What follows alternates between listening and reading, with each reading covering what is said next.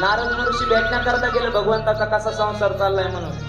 तर प्रत्येक रूम मध्ये जावं भगवंताच्या, तर भगवंताला पाहावं. पहिल्या रूम मध्ये गेले भगवंत कुठेतरी काय करता, आंघोळ करताय. दुसऱ्या रूम मध्ये गेल्यानंतर पाहतायत तर कुठेतरी भगवंत कपडे घालताय. तिसऱ्या रूम मध्ये, राणीच्या रूम मध्ये गेलं तर भगवंत कुठे जेवण करताय.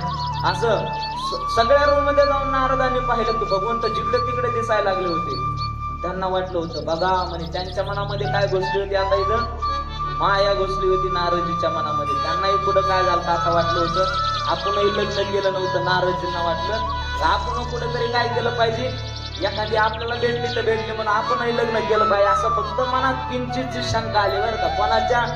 नारदजीच्या. आता येवाव का नाही, पण आता शंका आली मनात. मग आता त्या ठिकाणी भगवंतांना आता त्या शंका आल्याच्या म्हणलं इच्छा पूर्ण करावी, म्हणून इच्छा पूर्ण करण्याकरता मायेनं काय केलं, आता त्या ठिकाणी वास केला. आणि नारदाची काय झाली,